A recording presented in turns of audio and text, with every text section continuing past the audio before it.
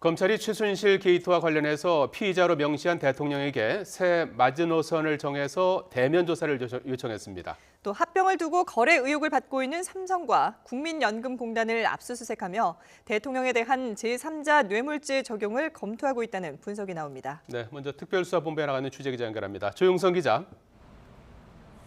네, 서울중앙지방검찰청에 나와 있습니다. 예, 검찰이 다시 대통령을 대면 조사하겠다면서 청와대 측에 요청했군요. 네, 그렇습니다. 오늘 정오쯤 검찰은 다음 주 화요일인 오는 29일까지 대면 조사를 받으라며 대통령 측에 요청했습니다. 검찰은 수사 진행 일정과 특검이 착수하는 시기를 고려해 대면 조사를 29일까지 정했다고 밝혔습니다.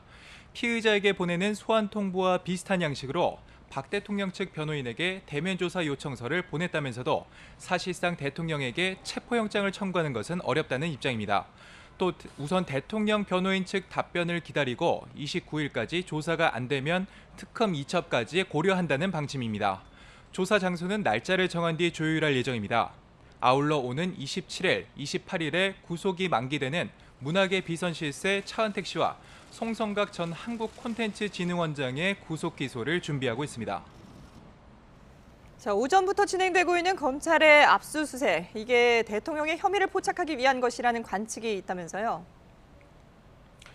네, 오전 9시부터 압수수색이 시작됐습니다. 압수수색 장소는 국민연금공단 전주본부와 강남에 있는 기금운용본부를 비롯해 한양대에 있는 홍완선 전 국민연금 기금운용본부장의 사무실, 그리고 삼성그룹 미래전략실까지 모두 4곳입니다. 국민연금은 삼성물산의 대주주인데 지난해 삼성물산과 제일모직이 합병될 당시 손실을 무릅쓰고 합병에 찬성 입장을 밝혔습니다. 이와 관련해 삼성이 최순실 씨를 지원하는 대가로 국민연금이 합병에 찬성하도록 청와대 측에 영향력을 행사한 게 아니냐는 의혹이 제기됐습니다. 이 과정에서 문영표 전 보건복지부 장관이 청와대의 뜻을 언급하며 국민연금 측에 합병 찬성을 종용했다는 의혹도 나왔습니다. 홍완선 전 본부장은 외부 전문가들로 구성된 의결권 전문위원회를 거치지 않은 채 찬성했고, 이 때문에 국민연금에 5,900억 원대의 손실을 입혔다는 분석도 있습니다. 만약 검찰 수사에서 청와대가 국민연금의 의사결정에 영향력을 행사한 것으로 드러난다면 박근혜 대통령과 삼성 측의 제3자 뇌물수수 혐의가 적용될 수도 있습니다. 오늘 압수수색이 대통령에 대한 뇌물죄 혐의 수사의 신호탄이라고 분석되는 이유입니다. 검찰은 어제 최강 전 국민연금 이사장을 조사하기도 했습니다. 이어 오늘 압수한 자료를 분석하는 대로 문 전 장관과 홍 전 본부장을 소환해 찬성 결정을 내리게 된 경위와 청와대 측의 압력 여부 등을 집중 조사할 방침입니다. 자, 조용성 기자, 최순실 씨의 딸 정유라 씨와 관련된 조사도 속도를 내고 있다고요? 네, 검찰은 정유라 씨의 부정 입학과 학사 관리 등과 관련해 이화여대 교수들을 참고인 신분으로 불러 조사했습니다. 또 정유라 씨를 특혜 지원했다는 의혹을 받는 현명관 마사 회장을 11시간 가까이 조사한 뒤 돌려보냈습니다. 현 회장은 승마협회 회장사인 삼성이 정 씨에게 186억 원 정도 지원하도록 이른바 중장기 로드맵 초안을 작성했다는 의혹을 받고 있습니다.